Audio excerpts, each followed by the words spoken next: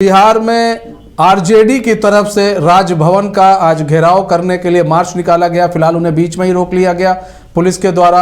और ये मार्च जो है निकाला गया था बढ़ते अपराध को लेकर, भ्रष्टाचार को लेकर ये मार्च निकाला गया और कई बड़े नेता इस जो मार्च में शामिल है। तो प्रदर्शन था आरजेडी का, इस प्रदर्शन में कई बड़े नेता शामिल हुए, हजारों की संख्या में कार्यकर्ता भी इस प्रदर्शन में भाग लिए। राजभवन की ओर कार्यकर्ता बढ़ रहे थे अपना विरोध दर्ज कराने के लिए, लेकिन बीच में ही पुलिस के द्वारा उन्हें रोक लिया गया। हमारे साथ एसके राजीव जी जुड़ चुके हैं, बिहार संपादक, उनका रुख कर लेते हैं। एसके राजीव जी, आज आरजेडी की तरफ से विरोध मार्च निकाला गया, भ्रष्टाचार और बढ़ते अपराध को लेकर ये विरोध मार्च निकाला गया है। राजभवन जा रहे थे, उससे पहले ही इन्हें रोक लिया गया था।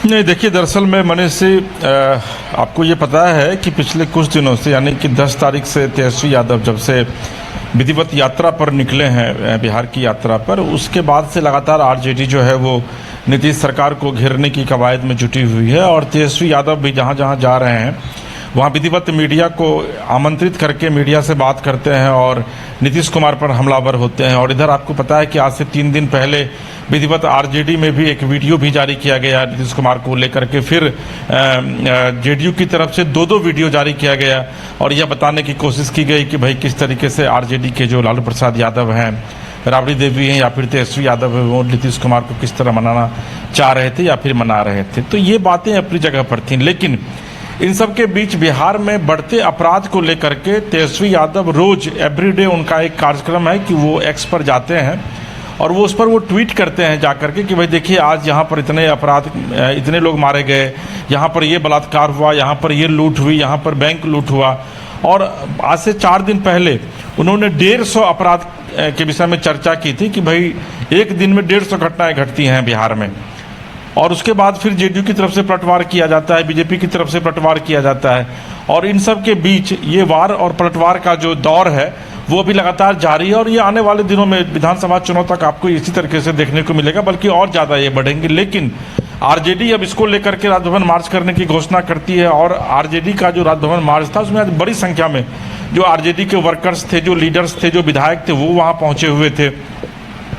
आरजेडी कार्यालय से जैसे राजभवन मार्च शुरू हुआ, इनकम टैक्स गोलंबर पर जाते जाते उसको जो है वो रोक दिया जाता है। और उसके बाद जो 5 नेता हैं, वो 5 नेता जो हैं वो पुलिस की गाड़ी पर बैठ करके जाते हैं और फिर जाकर के राजभवन में राज्यपाल को मेमोरेंडम सौंपते हैं। और जो मेमोरेंडम सौंपते हैं उसमें जो उनकी चिंता है वो लॉ एंड ऑर्डर को लेकर के है कि भाई बिहार में लॉ एंड ऑर्डर जो है वो पूरे तरीके से चरमरा गई है। अपराध का ग्राफ जो है वो रोज बढ़ रहा है।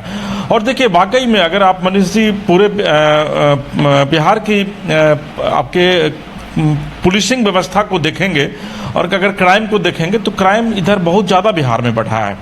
इवन कि आप पटना जैसे जो कि राजधानी है, यहाँ पर रोज हत्याएं हो रही है। पटना में अगर आप सोने का चेन पहनकर सड़क पर चलते हैं तो आपका चेन कब छीन लिया जाएगा आपसे कहना बड़ा मुश्किल है। हम लोगों ने तो सोने का चेन पहनना अब छोड़ दिया है इस डर से। आप मोबाइल अगर हाथ में लेकर चल रहे हैं तो उधर से मोटरसाइकिल से आप हाथ में लेकर चल रहे हैं, उधर से मोटरसाइकिल से आया, आपका मोबाइल छीन के लेकर चला गया। और आश्चर्य की बात यह है कि पुलिस जो है वो हेलमेट चेक करने में लगी हुई है कि भाई आप हेलमेट पहन के जा रहे हैं कि नहीं जा रहे हैं। नहीं, अगर आप नहीं जा रहे हैं तो वो चालान आपका काट देगी। पुलिस इसमें लगी हुई है कि भाई पॉल्यूशन सर्टिफिकेट आपके गाड़ी का है कि नहीं है। देखिए, हम सवाल नहीं उठा रहे हैं पुलिसिंग व्यवस्था पर, बल्कि हम यह बताने की कोशिश कर रहे हैं कि पुलिस अगर इन चीज़ों में उलझी रहेगी तो निश्चित तौर पर क्राइम का ग्राफ बढ़ेगा। और यही वजह है कि अभी देखिए कि पटना सिटी में जो है एक बीजेपी नेता की हत्या कर दी जाती है। पिछले 10 दिनों में, पिछले 20 दिनों में लगभग बिहार में 10 राजनीतिक जो वर्कर्स हैं वो मारे जाते हैं। तो कहीं ना कहीं से जो लॉ एंड ऑर्डर की स्थिति है वो बिहार में निश्चित तौर पर चरमराई हुई है।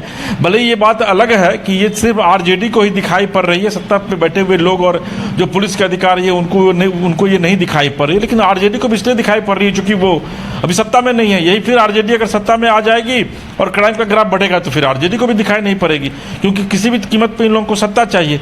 अब जेडीयू जो है वो एक आंकड़ा जारी करती है और वो कहती है कि भाई पिछले जो 18 महीने तक तेजस्वी यादव जब बिहार में उप मुख्यमंत्री हुआ करते थे तो उस समय 8,500 जो है वो हत्याएं हुई है बिहार में। तो तेजस्वी यादव किस मुंह से ये आरोप लगा रहे हैं कि बिहार में क्राइम का ग्राफ बढ़ गया है? लेकिन ये सच्चाई है, चाहे आरजेडी राजभवन मार्च करे, सत्ता इसको नकार दे, लेकिन ये सच्चाई है कि बिहार में क्राइम का ग्राफ बढ़ा है, बहुत ज़्यादा बढ़ा है। और पटना राजधानी पटना में भी जो है वो लोग अमन से चैन से नहीं रह पा रहे हैं। और यही वजह है कि आप देखिए कि लगातार पिछले एक सप्ताह में कितने पुलिस अधिकारियों का तबादला हुआ है। कल भी एडीजी रैंक के 15 अधिकारियों का तबादला हुआ है। आज से 3 दिन पहले जो है वो एसपी रैंक के लगभग 20 अधिकारियों का तबादला हुआ है। पटना के अगर आप एसएसपी को छोड़ दें राजीव मिश्रा को, तो बाद बाकी तमाम जो अधिकारी हैं उनको उसको चेंज कर दिया गया है। उसमें जो ग्रामीण एसपी हैं, जो सिटी एसपी हैं, तमाम लोगों को बदल दिया गया है। तो बिहार में लॉ एंड ऑर्डर की चिंता जो है वो निश्चित तौर पर सरकार के लिए भी है। और आपको ये भी याद होगा कि आज से लगभग 1.5 महीने पहले नीतीश कुमार ने तमाम पुलिस अधिकारियों की बैठक बुलाई थी लॉ एंड ऑर्डर को लेकर के।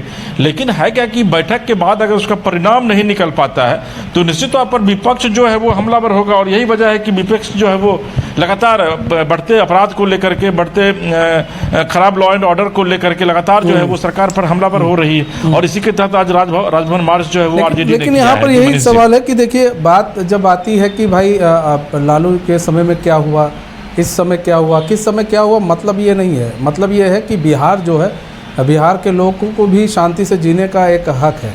तो समझा क्या जाए, आखिर कहाँ बिहार फेल हो रहा है लॉ एंड ऑर्डर को लेकर? क्योंकि एक लालू का समय था, उस समय भी लॉ एंड ऑर्डर एकदम ध्वस्त था। अब भाई यहाँ पर जेडीयू है, इस समय भी लॉ एंड ऑर्डर एकदम ध्वस्त है। तो चूक कहाँ हो रही है लॉ एंड ऑर्डर को लेकर? पुलिस कहाँ पर दबाव में आ रही है? पुलिस कहाँ पर ऐसा हो रहा है कि चूक हो रहा है पुलिस से कि लॉ एंड ऑर्डर पूरा बिगड़ चुका है एकदम?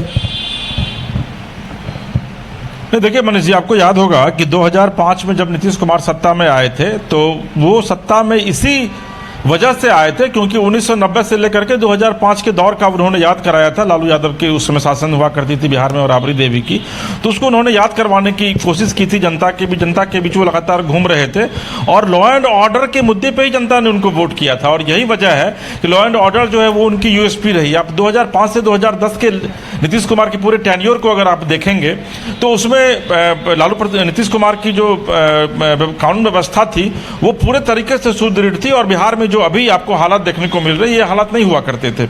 और यही वजह है कि लालू प्रसाद यादव को 2010 में मात्र जो सबसे बड़ी पार्टी हुआ करती थी आरजेडी उस समय भी, उसको सिमट करके मात्र 22 सीट पर आना पड़ा था। मात्र 22 सीट मिली थी 243 विधानसभा की सीटों में से।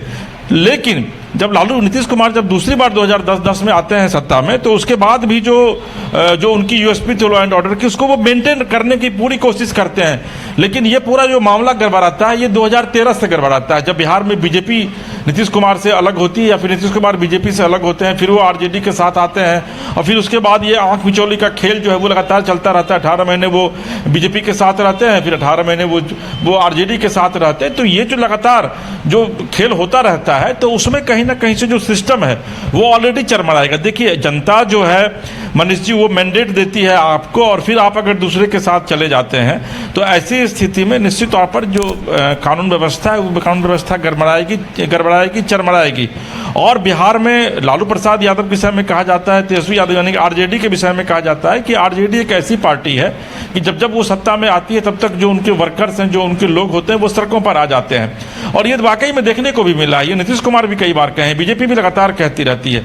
तो ऐसी स्थिति में अगर आरजेडी के साथ आप आज नहीं हैं, नीतीश कुमार नहीं है और बिहार में एनडीए की सरकार है, केंद्र में आपकी सरकार है, उसके बाद अगर राजधानी पटना में लोग सुरक्षित नहीं है, पूरे बिहार में जो है वो जगह जगह हत्या होती है, जगह जगह बैंक लूट हो रहा है, बलात्कार की घटनाएं हो रही है। देखिए आज से 3 दिन पहले मोतिहारी में सामूहिक बलात्कार हुआ है, 15 साल की लड़की के साथ जो है वो 5-6 लड़कों ने बलात्कार किया है। तो अगर वाकई में ये घटनाएं होती रहेंगी, आप सोना का चेन पहन के आप सड़क पर नहीं निकल सकते हैं। तो भाई ऐसी स्थिति में तो आमतौर पर आम लोग भी सवाल खड़े कर रहे हैं इस सरकार पर कि भाई जिस सरकार की यूएसपी लॉ एंड ऑर्डर हुआ करती थी, अब उस सरकार के पास अब क्या वो सरकार इतनी सक्षम नहीं है? अभी बिहार में डीजीपी को बदला गया है, आलोक राजी यहाँ पर नए डीजीपी के तौर पर आए हैं, ताबड़तोड़ वो बैठक कर रहे हैं, अधिकारियों के साथ मीटिंग कर रहे हैं, लेकिन उसके बावजूद भी भाई क्राइम रुक क्यों नहीं रहा है?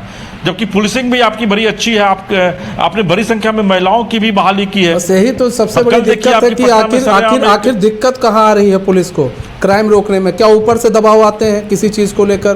क्योंकि ऐसा कहा जाता है बड़ा ऊपर से दबाव रहता है, बड़ा प्रेशर रहता है, क्या वहाँ से दबाव आते हैं किसी चीज़ को लेकर?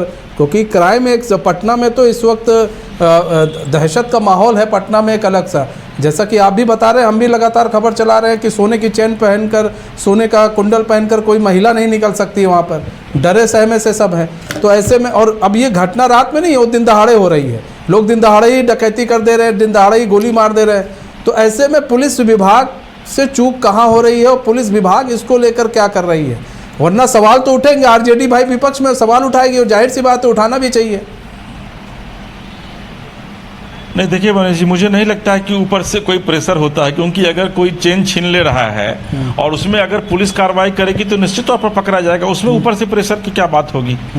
अभी बीजेपी नेता की हत्या हो गई इस पटना सिटी में, जेडीयू नेता की हत्या हुई, उसमें ऊपर से क्या प्रेशर रहेगा? देखिए दरअसल में बिहार में पुलिस जो है, बिहार में पुलिस का जो के कई चेहरे हैं। पुलिस का एक चेहरा यह है कि शराबबंदी के बाद जो है वो पुलिस मालामाल हो गई है। बालू वाले इलाके में आप जाइए, कई पुलिस अधिकारी जो है उनके यहाँ ईडी की रेड पड़ी है। अभी हाल में आप देखे होंगे कि भाई बिहार में संजीव हंस जैसे, जिनकी छवि बिहार में बहुत ईमानदार आईएएस की हुआ करती थी, उनके यहाँ ईडी की रेड लगातार पड़ रही है, कल भी रेड पड़ी है। और अब तो ये पता चल रहा है कि भाई हवाला का पैसा वो इधर उधर किया करते थे। तो बिहार में जो जब अगर आप इन चीजों में लग जाएंगे तो निश्चित तौर पर कानून व्यवस्था चरमराएगी। अभी अगर वाकई में बिहार में आईपीएस अधिकारियों की संपत्ति की जांच कराई जाए, एक दरोगा की संपत्ति की जांच कराई जाए मनीष जी, तो आप खुद सरकार अचरज में पड़ जाएगी। लेकिन ये नहीं होगा। दूसरी सबसे महत्वपूर्ण बात है वह यह है कि भाई आप आधी आबादी को आधा नेतृत्व दे रहे हैं। अब महिला पुलिस के भरोसे अगर आप राजधानी को छोड़ेंगे, थाना को छोड़ देंगे, तो वो कितना क्राइम कंट्रोल कर पाएगी, ये भी आप समझ सकते हैं। तो ये भी एक बड़ी वजह है। और मैं आपको क्या बताऊं कि मेरी खुद की जो अपनी माँ मेरी थी, उनका चेन पटना जब वो आई थी गांव से, तो उनका चेन जो है वो छीन लिया गया था, 2 भर का चेन था। तो ये तो पटना में आज की तारीख में आम बात है। मैंने बताया आपको कि अब लोग चेन पहनना छोड़ दिए हैं। बल्कि आप भी कभी अगर पटना आएंगे और अगर सोने का चेन पहने तो उसको आप खोल करके आइएगा, क्योंकि यहाँ आइएगा तो पता नहीं कब आपका चेन छीन लिया जाएगा, मोबाइल कब आपके हाथ से लूट लिया जाएगा। लेकिन उसके बावजूद देखिए दरअसल में बिहार पुलिस अब पूरे तरीके से जो एक आप देखेंगे कि होर्डिंग लगा हुआ है कि बिहार पुलिस आपकी सेवा में हमेशा तत्पर, वो कोई सेवा नहीं है। झूठे केस में बिहार पुलिस फंसाती है और आप अगर उनके पास जाइए इंसाफ मांगने के लिए तो आपको उठा करके बंद कर देगी, आपसे वो मोटा रकम वसूलेगी। तो पुलिस का तो पूरे बिहार नहीं बल्कि पूरे देश में यही चेहरा है। और यही वजह है कि लॉ एंड ऑर्डर की स्थिति ऑलरेडी चरमराएगी, क्योंकि पुलिस अगर वाकई में पुलिसिंग नहीं करेगी, दूसरे कामों में लगेगी। अब आप पूरे दिन सड़क पर खड़े होकर के और हेलमेट चेक कीजिएगा, आप उसको रोकिएगा, उसका चालान काटिएगा, आप गाड़ी का पॉल्यूशन चेक करते रहिएगा, तो क्राइम तो बढ़ेगा ही। तो बिहार में कमोबेश यही स्थिति है। चाहे वो नए डीजीपी आलोक राज जी आ जाए, भट्टी साहब को लाया गया था, भट्टी साहब बहुत कड़क अधिकारी हुआ करते थे। सिवान में उन्होंने साहबुद्दीन जैसे लोगों को संत कर दिया था अपने जमाने में, उनको इसलिए लाया गया था कि भाई बिहार में लॉ एंड ऑर्डर की स्थिति को ठीक किया जाए। अब ऐसी जरूरत है कि आप अब बिहार में अब ऐसे पुलिस ऑफिसर की जरूरत है जो वास्तव में क्राइम को कंट्रोल करने के लिए ही आए, क्योंकि क्राइम जिस तरह से बढ़ रहा है उससे तो लोग थोड़ा डरे सहमे से हैं और फिलहाल राजनीति तो उस पर भर भर के होगी ही। बहुत बहुत धन्यवाद एसके राजू जी हमारे साथ जुड़ने के लिए और तमाम जानकारी साझा करने के लिए। बढ़ते हैं अब खबरों की तरफ।